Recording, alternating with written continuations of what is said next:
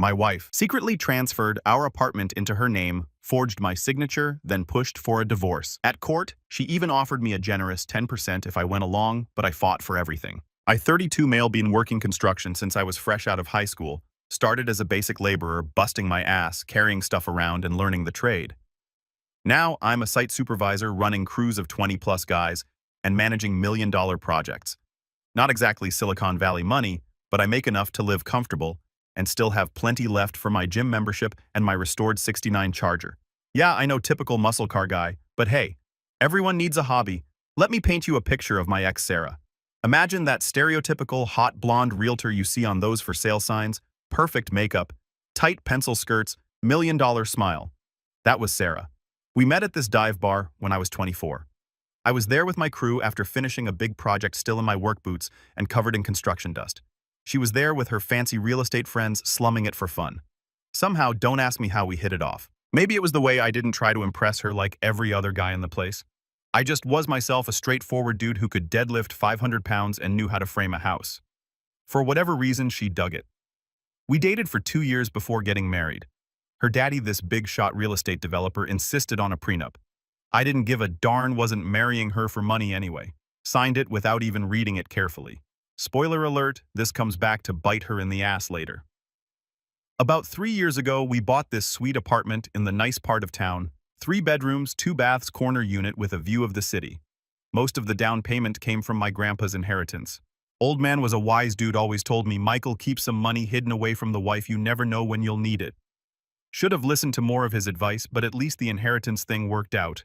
Life was pretty good for a while. I was killing it at work. Got promoted to supervisor, started making real money. Sarah's real estate business was booming. She specialized in those fancy downtown condos, making fat commissions. We had our routines. I'd hit the gym at 5 a.m. before work. She'd do her yoga or Pilates or whatever. We'd sometimes meet for lunch when I wasn't at a job site. Normal married life stuff. Even our arguments seemed normal. She'd complain about my gym schedule. I'd get annoyed when she'd spend 3 hours getting ready to go out. Sometimes she'd complain that I was too focused on work or that I didn't understand her creative side, whatever the heck that means, but nothing major, nothing that made me think she was planning what came next. First red flag popped up about 6 months ago. Sarah suddenly got super into these women's empowerment seminars. Every other weekend, she'd dress up in these fancy business outfits and head off to network with other powerful women or some stuff. Started talking about finding herself and unlocking her potential. Looking back, these seminars were probably where she met the people who helped her plan everything. Then she got weirdly interested in our apartment paperwork, like really interested. Started asking about the deed, the mortgage, all that boring legal stuff. I didn't think much of it at the time. She was a realtor after all, property documents were her thing. Plus, I was busy with this huge commercial project. We just landed 12-hour days managing multiple crews, dealing with city inspectors. I didn't have the energy to wonder why my wife suddenly cared so much about our refinancing options. The really weird stuff started one night after I got back from the gym. I was still in my workout clothes, feeling pretty good after hitting a new PR on bench press. Sarah was waiting on the couch, laptop open, looking all professional in her work clothes, even though it was like 8 p.m. Babe, she says, all sweet and innocent, I've been looking at our mortgage rates. I think we should refinance now. Sarah never called me babe unless she wanted something. Usually it was about buying some expensive furniture or going to one of her work events, but this was different. My credit score is better than yours. She continued, showing me some numbers on her laptop. If we put it under just my name, we could save like $200 a month. I remember sitting there still sweaty from my workout, something feeling off in my gut. When I asked about my name being on the deed, she waved it off like it was nothing. Oh, we can add you back later, it's just a technical thing for the bank. You trust me, right? That last line, that darn last line, that's what set off the alarm. Bells. Sarah was always direct, always a straight shooter. This sweet, manipulative stuff that wasn't her style. That's when I knew something was seriously wrong, but I didn't let on. 8 years of working construction teaches you how to keep a poker face. I just nodded, said we'd look into it, and went to take a shower. But my mind was already racing. Pieces starting to come together. The seminars, the late nights at open houses, the weird phone calls she'd take in another room. This is where stuff starts getting real weird. Those women's empowerment seminars? Well, I started doing digging. Called up my buddy Tommy from the construction site. Guy's sister is big into that scene. Turns out these weren't your typical girl boss workshops. They were these exclusive financial freedom meetings run by this shady life coach named Jennifer. Her big thing, teaching women how to secure their financial independence during divorce. Yeah, real classy stuff, but I didn't know any of this yet. I was still playing dumb, going about my routine like nothing was wrong. Wake up at 4:30 a.m., hit the gym, work my butt off at the construction site, come home to my increasingly distant wife. Sarah was getting bolder, though, started coming home later and later from her open houses. Always had some excuse ready. Oh, the clients wanted to see the house at sunset. The paperwork took longer than expected, had to network with some new clients.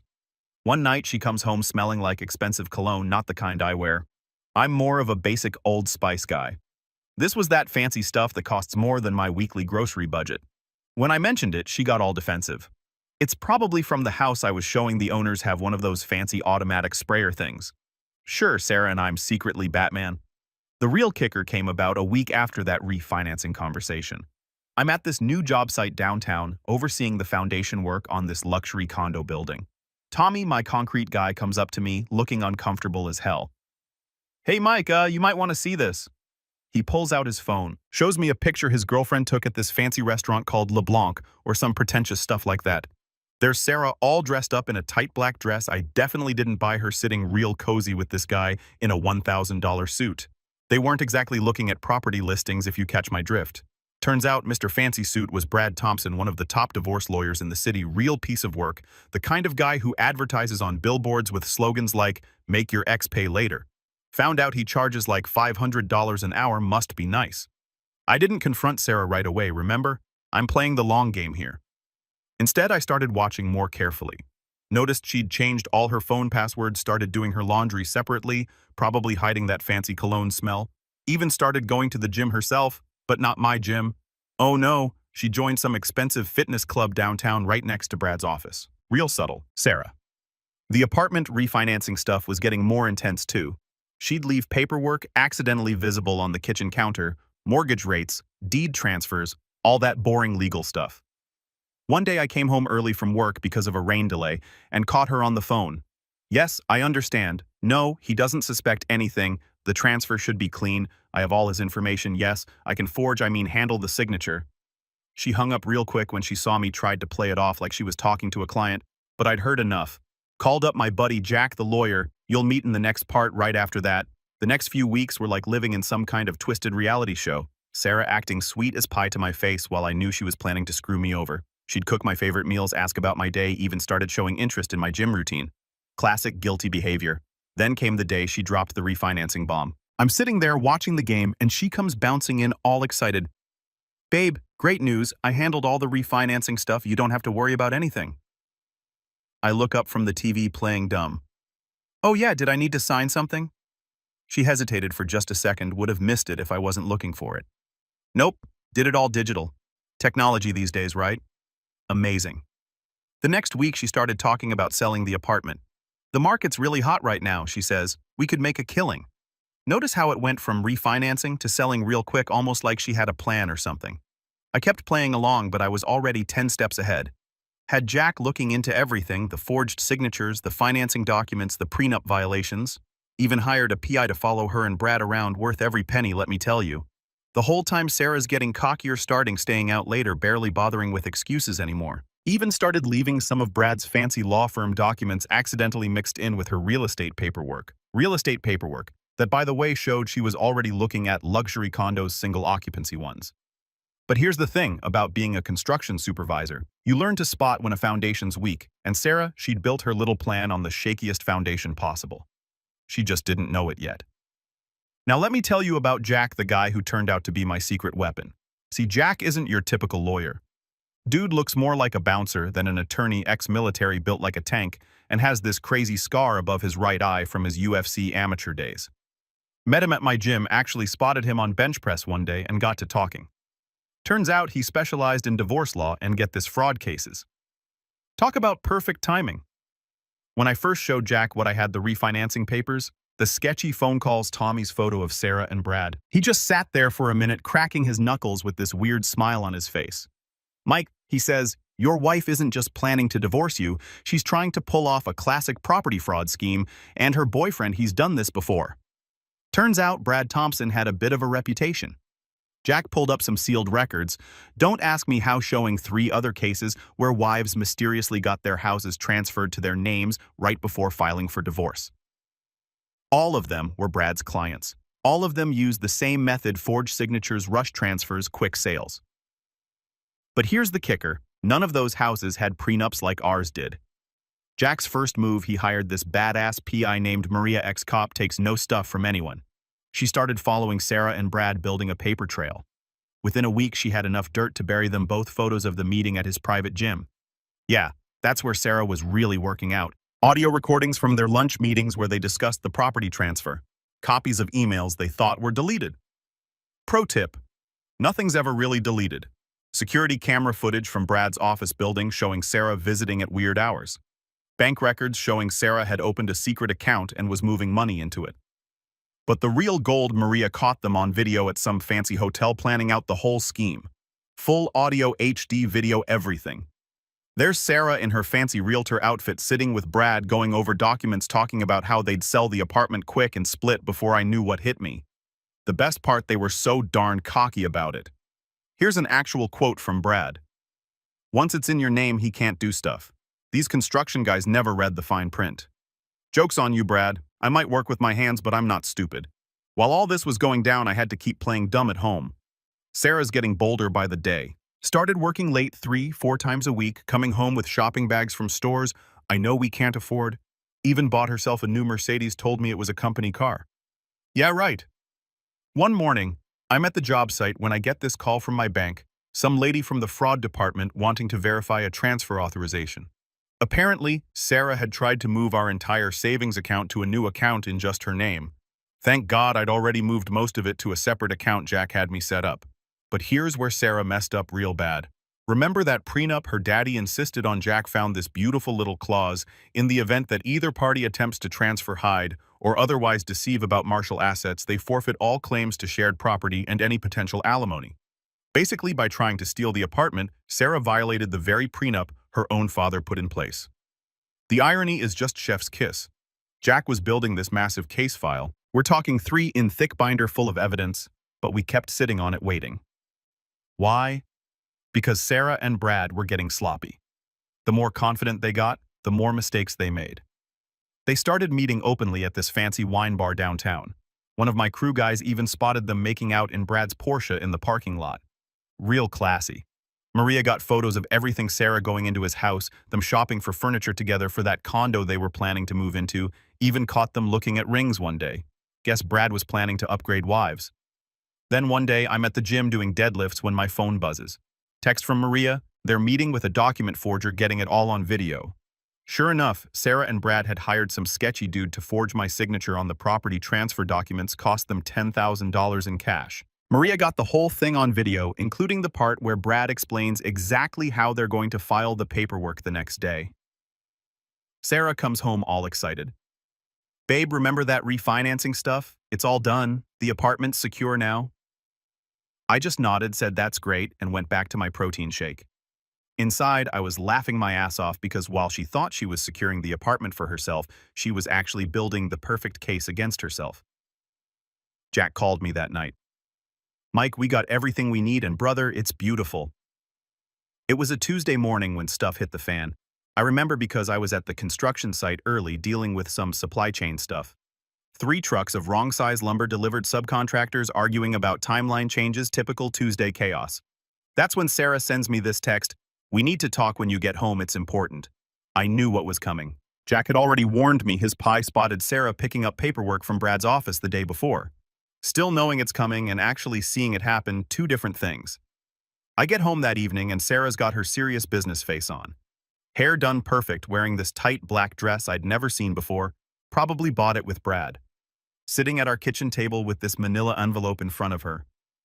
"Mike," she says, all quiet and serious, like she's about to tell me someone died. "I think we need to make some changes." I just stood there, still in my work boots, in his vest covered in construction dust. Didn't say a word, let her dig her own grave. "I've been doing a lot of thinking," she continues, "and I just don't think this marriage is working anymore. We've grown apart. You're so focused on your construction work, and I'm really expanding in my career." The darn nerve of this woman. 8 years together, and she's acting like my blue-collar job is beneath her now. Meanwhile, she's planning to steal my apartment and run off with a scumbag lawyer who's already married. I think we need to separate, she says, sliding the envelope across the table. I've already drawn up the paperwork. It's very fair. I get the apartment since it's in my name now, and you can keep your truck and your gym equipment. How generous of her, right? She steals our apartment through fraud and thinks letting me keep my Ford F-150 and some dumbbells makes it fair. But here's where it gets good. She starts laying out her whole plan, thinking she's got me cornered. I've already listed the apartment. There's a lot of interest. We could close within a week. Once it sells, I'll give you 10% of the proceeds. That's more than fair considering. I cut her off. Considering what she actually flinches. First time I'd interrupted her little script. Well, considering the apartment's in my name legally, I don't have to give you anything. I just told her, okay, we will meet in court, and left to sleep in my friend's house. Court date was set for a Thursday morning. I show up in my best suit. Yeah, I own exactly one suit. Got it for my wedding. Ironically fresh haircut, looking clean, despite having been at the job site since 5 a.m. doing inspections. My boy Jack's there, early 3 massive binders of evidence stacked on our table looking like he's about to enjoy Christmas morning. Then Sarah walks in, and holy stuff, she's wearing this all-white designer pantsuit that probably cost more than my monthly mortgage payment. Hair and makeup, perfect designer heels, the works. She's got this smug little smile on her face, probably thinking she's about to clean me out. Brad's sitting next to her in a suit that screams, I bill $500 an hour, looking like a shark that smells blood in the water. The judge is this older lady, probably in her 60s, with these reading glasses that make her look like a stern librarian. She starts going through the preliminary stuff, and Brad stands up all confident and smooth. Your Honor, this is a simple case. The apartment in question is solely in my client's name. Mr. My last name has no legal claim to the property. We're willing to be generous and offer him his personal belongings and vehicle, but the apartment and its equity clearly belong to Mrs. Last Name. I glance over at Sarah. She's got this little smirk, probably already planning how she's going to spend the money from selling my apartment. That's when Jack stands up, and I swear I see him wink at me. Your Honor, he says, all casual, like we're just having a beer at the gym before we proceed. I have some evidence I'd like to present regarding the property transfer in question. Brad waves his hand dismissively. The property transfer is complete and legal. All paperwork was properly filed. Jack's smile gets bigger. Oh, I'm very interested in that paperwork, particularly in how it was filed. Your Honor, may I approach? Judge nods, and Jack starts laying out photos on her bench. With each photo I watch, Sarah's face get paler and paler. These photos, Your Honor, show Mrs. Watt, last name, and her associate Mr. Thompson meeting with a known document forger on March 15th. We have video evidence of the entire transaction, including the exchange of $10,000 in cash for forged signatures. Brad jumps up. Objection. These photos could be anything. The judge peers over her glasses. Mr. Thompson, sit down. I'd like to hear this. Jack's just getting started. He pulls out a USB drive. Your Honor, we have audio recordings of Mrs. H last name and Mr. Thompson planning this entire scheme. Would you like to hear Mrs. Art last name explicitly discussing how to forge her husband's signature, or perhaps Mr. Thompson advising her on how to hide assets before filing for divorce? Sarah's starting to shake, like visibly trembling in her fancy white suit. Brad's tugging at his collar like it's suddenly too tight. But wait, it gets better. Jack pulls out another file. Additionally, Your Honor, we have evidence that Mr. Thompson has engaged in this exact scheme before 3 previous cases, all following the same path. P-wives mysteriously getting property transferred to their names through forged signatures right before filing for divorce, all with Mr. Thompson as their attorney. The judge takes off her glasses, and holy stuff, if looks could kill, Brad would be 6 feet under. Mr. Thompson, she says, voice cold as ice. Are you aware that facilitating fraud is grounds for disbarment? Brad starts stammering something about unfounded allegations, but the judge cuts him off. And Mrs. Near last name, are you aware that forging signatures on property documents is a federal offense? Sarah stands up, probably thinking she can charm her way out like she always does. Your Honor, there's been a misunderstanding. Jack interrupts, love this guy. Oh, we're just getting to the good part. Your Honor, I'd like to direct your attention to Exhibit C, the prenuptial agreement. Sarah freezes. Brad looks confused. Guess he never actually read that prenup. Section 7, paragraph 3. Jack reads, clearly states that any attempt to fraudulently transfer or hide marital assets results in immediate forfeiture of all claims to shared property and requires the offending party to pay all legal fees. The judge is reading along, nodding. I see. And this prenup was properly executed. Yes, Your Honor. Ironically, it was Mrs. Last Name's father who insisted on it. That's when Sarah loses it, just completely loses it. Starts screaming about how I set her up, how this isn't fair, how she deserves the apartment. Brad's trying to shut her up, but she's on a roll. He tricked me, she shrieks, mascara starting to run. He knew I was seeing Brad. He had us followed. The judge bangs her gavel. Mrs. A Last Name, control yourself, or you will be held in contempt. But Sarah's not done. She spins around, pointing at me. You bastard, you planned this, you and your meathead lawyer. Jack just stands there grinning. Your Honor, I'd like to note for the record that Mrs. G. Last Name just admitted to the affair in open court, which according to Section 4 of the prenup is another violation. The judge has had enough. Order Mr. Thompson, given the evidence presented and your apparent involvement in this fraud scheme, I'm referring this matter to the Bar Association. Mrs. C.R. Last Name, this court finds your actions not only reprehensible but criminal. The property transfer is hereby nullified. Sarah collapses into her chair, crying for real now. Brad's already packing up his briefcase, probably racing to call his own lawyer, but the judge isn't finished. Sarah just had her meltdown in court. Brad's looking like he's about to puke in his 1,000 loafers, and the judge is about to drop the hammer on both of them. Judge takes off her glasses, looks straight at Sarah. Mrs. K's last name, this court rarely sees such a blatant attempt at fraud. The evidence presented here today shows not just deception, but a calculated scheme to defraud both your husband and this court. Sarah tries to pull herself together, fixing her mascara with shaking hands. Brad's already got one foot out the door, but the judge isn't having it. Mr. Thompson, sit down. We're not finished. Then she starts listing off everything they're going to face. 1. The apartment transfer is completely void, like it never happened. 2. Sarah violated the prenup in 3 different ways: fraud, adultery, and hiding assets. 3. She's responsible for all legal fees. Jack ain't cheap, by the way. 4. And the judge is referring the whole case to the DA's office for criminal charges. But here's where it gets even better. Remember how I mentioned Brad's wife in the earlier posts? Well, guess who walks into the courtroom? Right at this moment, this absolute smoke show of a woman in a red dress, looking like she's about to commit murder. It's Mrs. Thompson, Brad's wife. Turns out, Jack made sure she knew exactly when our hearing was scheduled. Brad goes white as a sheet, like literally looks like he's seen a ghost. Sarah's just sitting there, mascara running down her face, watching her perfect little plan implode.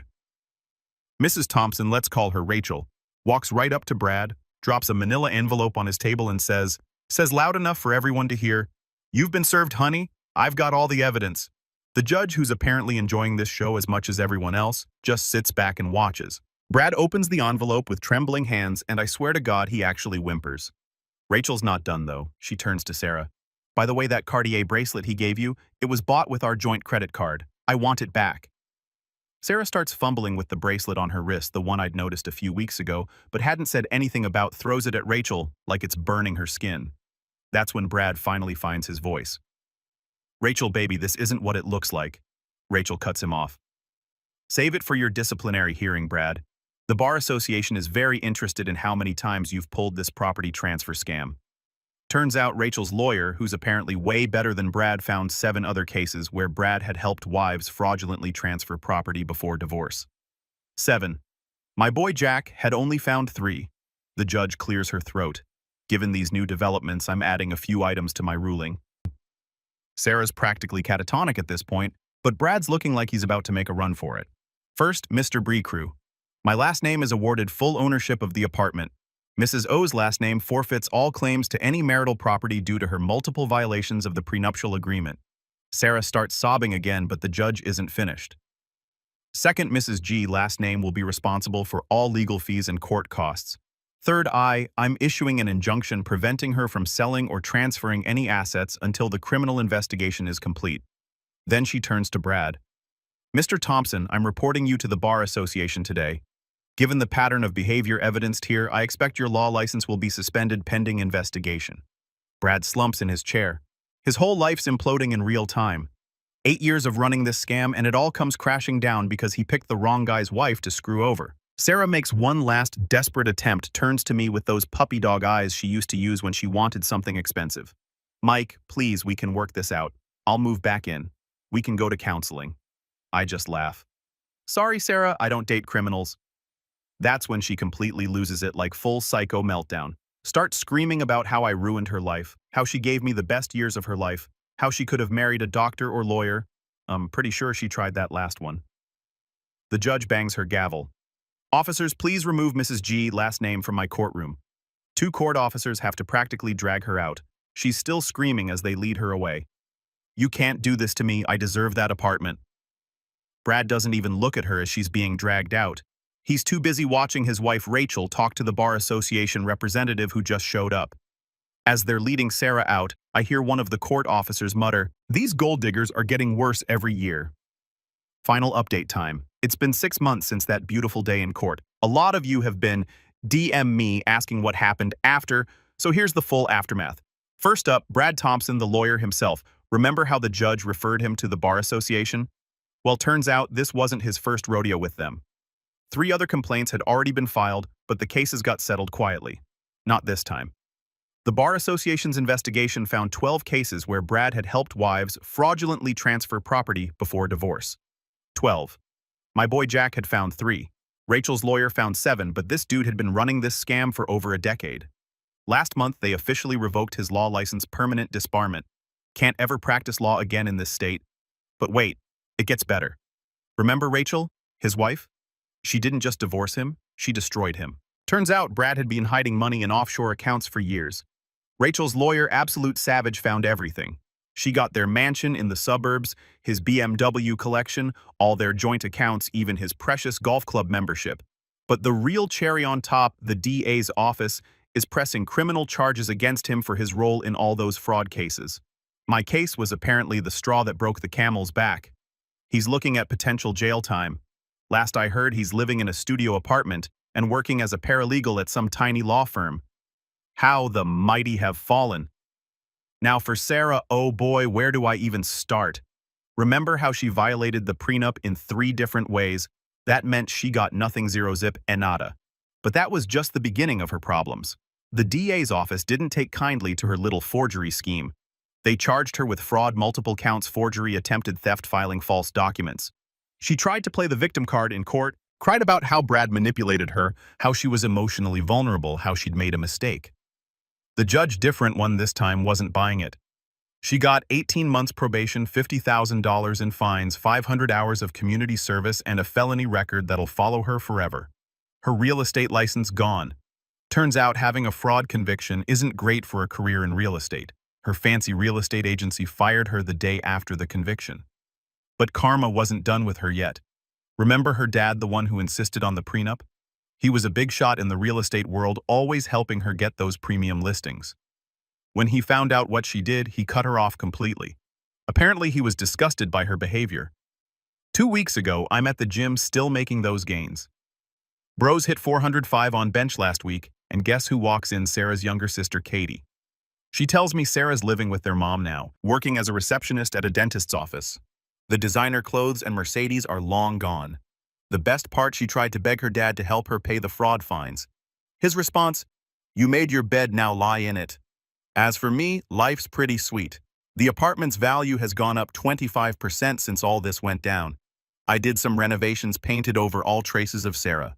Jack helped me refinance it, legitimately got an even better rate than what Sarah was trying to get. Work's going great too, got promoted to senior site supervisor, running multiple projects now. The crew loves hearing updates about Sarah and Brad's downfall. It's become a legend on our construction sites. But the real win, 2 months ago, I'm at this new gym, had to switch after getting too many DMS from guys at the old one wanting to hear the story. And I meet this girl named Jessica. She's a physical therapist, loves lifting squats more than most guys, and actually thinks construction work is hot. Been dating for a few weeks now. She's everything Sarah wasn't. Honest, straightforward, appreciates what I do for a living, and get this, she actually reads the documents she signs.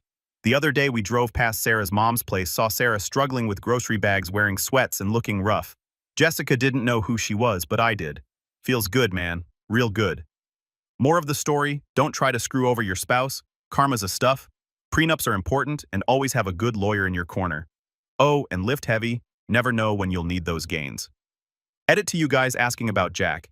Yes, He's still my lawyer, and yes, we still train together. Man's a beast with legal documents and deadlifts.